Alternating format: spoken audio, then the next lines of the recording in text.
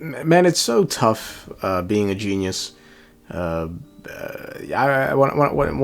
geniuses like myself sleep, we enter like an astral plane, and in that plane, other geniuses lurk. So, just last night it was myself, it was Albert Einstein, it was Isaac Newton, and we were discussing the difficulties of being a genius. Is you can't always be right, but you could be damn close. Hey, this could explain how two different himekos met two different fates.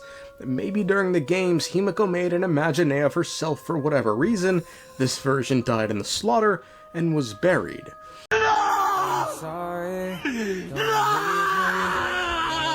Folks, what is the point of suffering? Does suffering even truly exist as a matter of abject fact, or is suffering simply a preference, and we've happened to assign a label to that, which we do not prefer?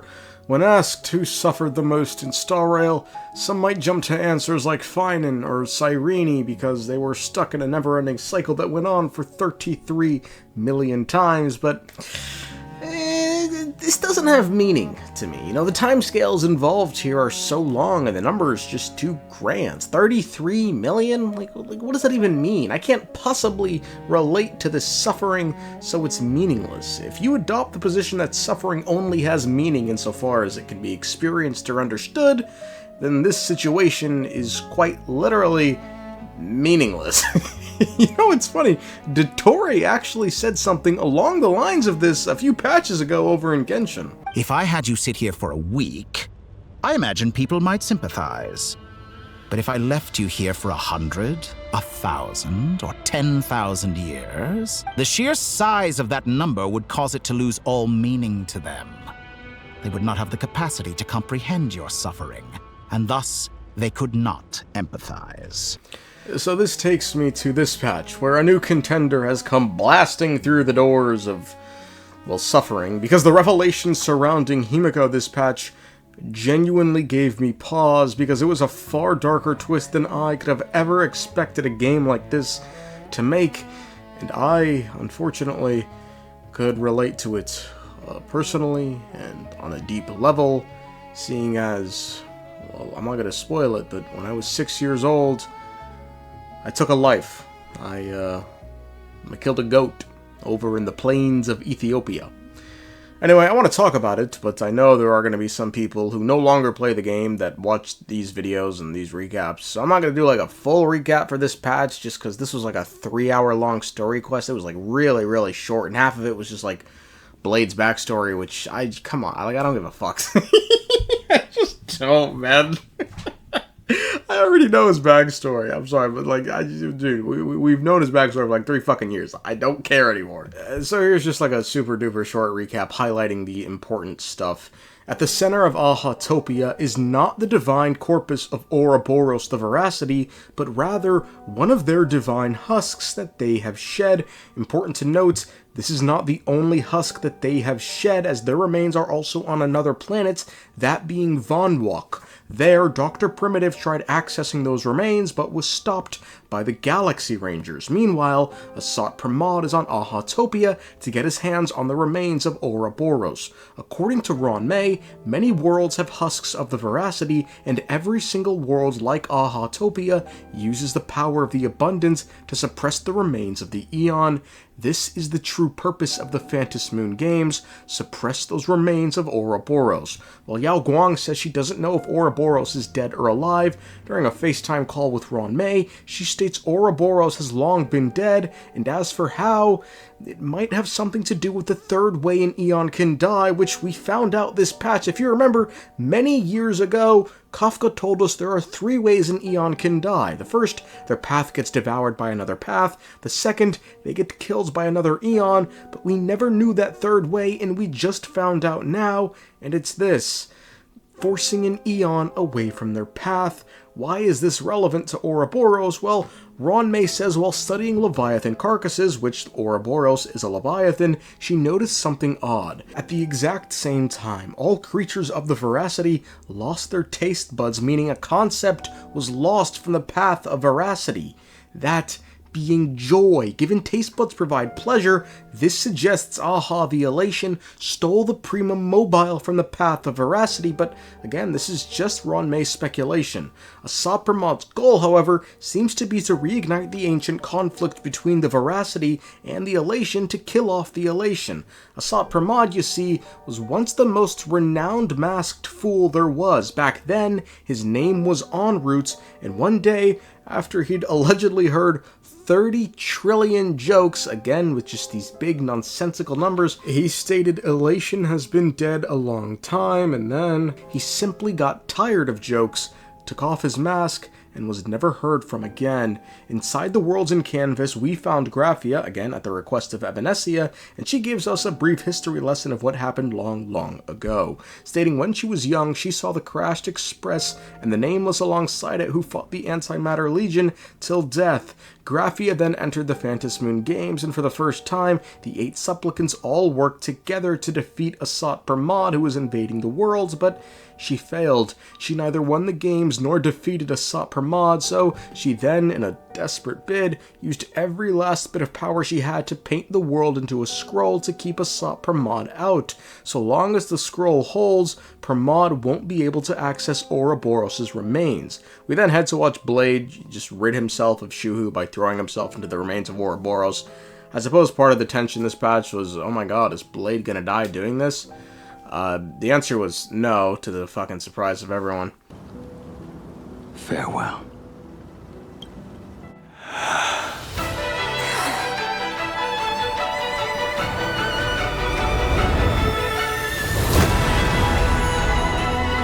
Let everything end, or truly begins.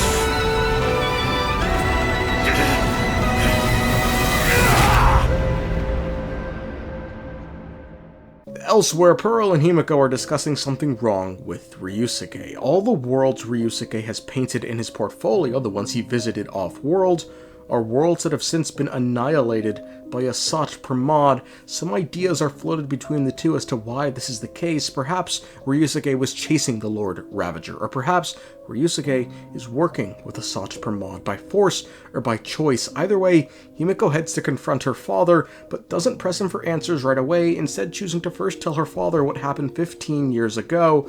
A young Himeko finds herself staring the Herald of Death in his eyes, aided by a strange voice that sounds oddly familiar. What a beautiful sight that will be. Then consider this the first world to be saved before the journey on the Express begins. The very first stop, then? It'll certainly be quite memorable. Ryusuke finds it hard to believe this child could have defeated the Herald of Death and repaired the Express all on her own while dealing with the Weathering Curse, and then reveals she couldn't have done this alone before revealing her accomplice is seemingly another Himeko, a grown-up Himeko who looks identical to the one we've come to know. Ryusuke states the young Himeko created an older imagine version of herself, and that older Himeko aided the young one to defeat the Herald of Death using a massive imagine mech. Ryusuke then states Himeko, the real Himeko, never left Plan Arcadia. The shot then swaps to us with Silverwolf and Graphia after Blade jumped into the remains of Ouroboros. We're speaking with Graphia about our earlier conversation, but Graphia says this is the first time we've met, and it's then Asat Pramad appears. He took the form of the earlier Graphia we spoke to. Pramad then reveals 1,000 years ago he found a baby Graphia, infused her with the powers of destruction, and had her paint beasts for the Antimatter Legion. He then reveals the Weathering Curse was the price Graphia and her descendants paid for Graphia turning away from her true nature of destruction. We then fight Asat Pramad. Demonstrate your defiance.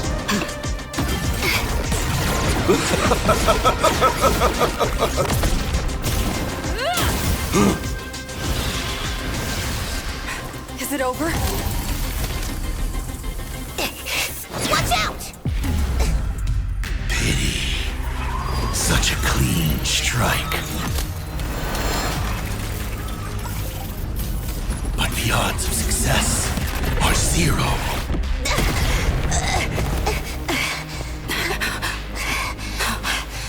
restraint check failed? A 1 in 10,000 chance. The moment I cast the dice, the outcome is fixed. Remove the mask, protagonist. It doesn't suit you. As for you, your end is decided. Farewell. Sorry. I have failed.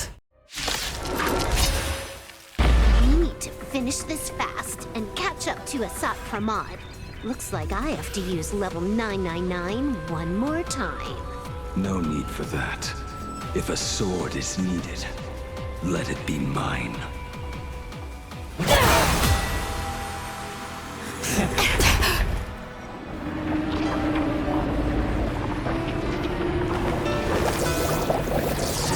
Have you thought it through? What defines a blade?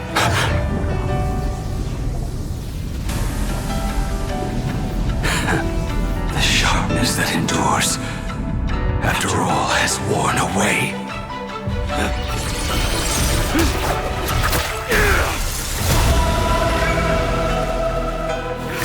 I shall take veracity as my forge, and abundance as my iron.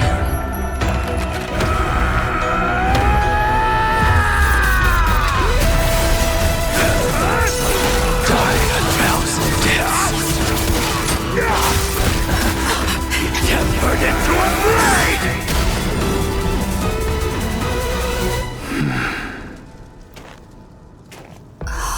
What? Not even a welcome back?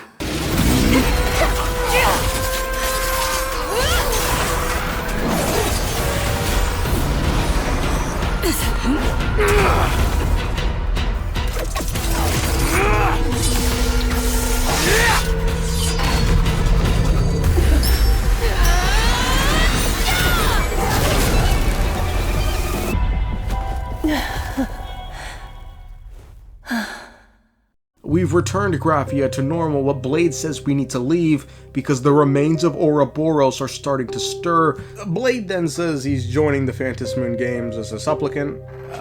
How? I have no idea, but I don't think there's room left, but I'm sure something will happen. But it's then Graphia reveals something horrifying.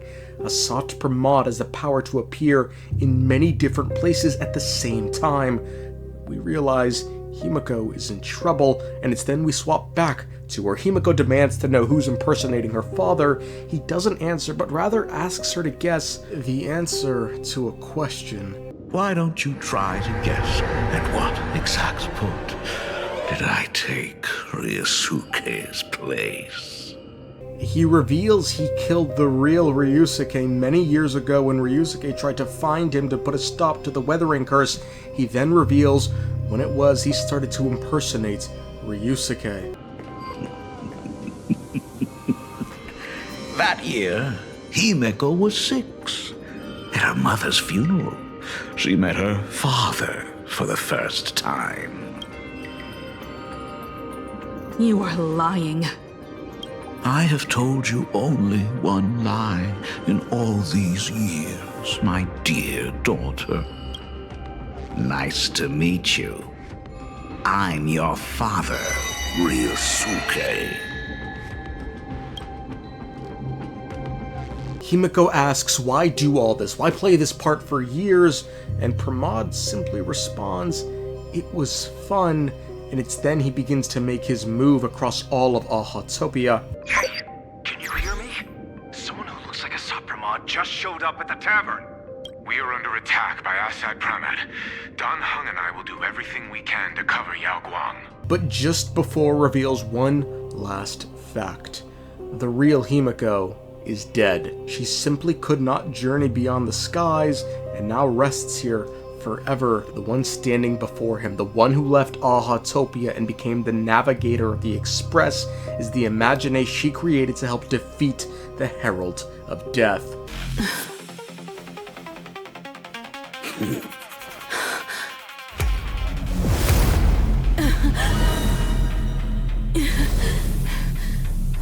So, You really are a fake. Right back at you.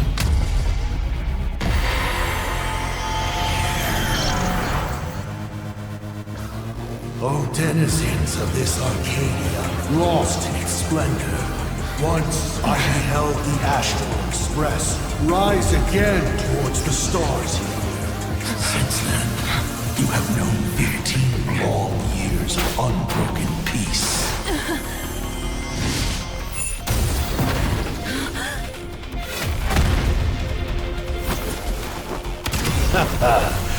It's been a while, old friend.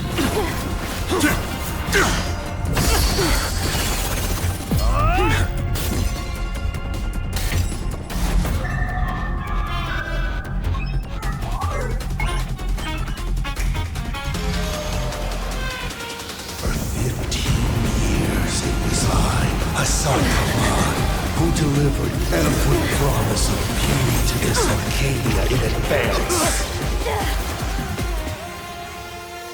Now, please indulge in these long overdue surprises. And that's the end of the quest. Banger, man. I told you it was fucked up, bro. Again, it's something I know how himeko feels, having killed a goat myself at the ripe old age of 6. You know, the real flesh and blood himeko is apparently gone, and the version we know is the imagine that has some sort of awesome mech she can summon, which I guess explains her splash art that she used to kill the Herald of Death. It's some fucking unaging, undying beast. That's what she is. That's what this himeko is. She's not a human. She's a beast.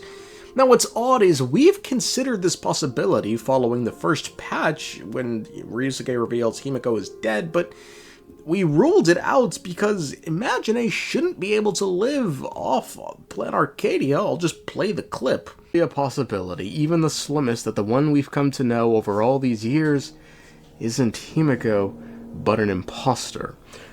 What if the answer is yes? This isn't birth himeko, but rather an exact copy of her in the form of an imagine, which are drawings brought to life by artists. This here is a species unique to plain Arcadia. An imagine, or a being born of Outta. Quote, Imagine are intelligent life forms driven by an internal core fueled by the wish power of the Phantom Moon and human hearts. With bodies composed of discrete matter, their appearance and lore are decided by the artist who drew them and the trends of the era. Putting aside the complexity of wish power as an energy source, I'll give you a brief look at what these creatures under the Phantom Moon are really like. The core is the most vital part of an imagine. In a way, researching the core is even more daunting than studying wish power. The consensus is that it functions like a massive engine, proving crucial for every action the imagine takes. It also doubles as a skeleton. Without it, the Imagine's body simply cannot hold its shape. Looking at the oldest records of Imagine and observations of aberrations, the local term for uncontrollable, degenerated Imagine, it's clear that cores can form naturally. In environments rich with energy or wish power, stray matter can aggregate into core-like objects.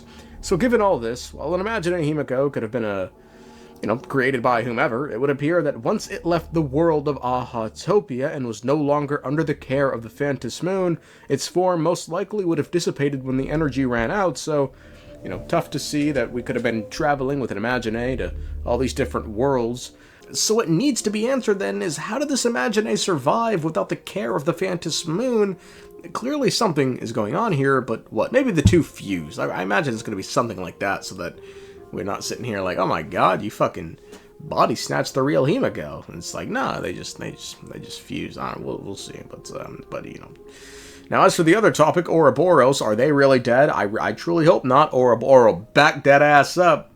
Who knows, man. All we can say for sure is their remains being on this world is not indicative of them being dead, given they've many remains on many different worlds. But, again, they have been missing for quite some time now, ever since the Swarm disaster. So, it's a possibility. Now, as for Asat Pramad, he's a monster.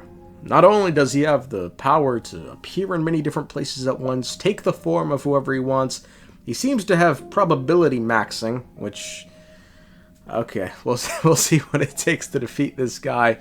But beyond that, folks, Asat Pramad, a Lord Ravager, he murders a young girl's father, steals his place in her life, and then just happens to be a deadbeat anyway. Years later, he reconnects with her, or a version of her, only to rip the wound open by revealing who he really is and everything he's done. And he doesn't do this, he doesn't make this revelation out of guilt or remorse, but just because he wanted to see the look on her face, because he simply finds this whole thing funny. Folks, this is the devil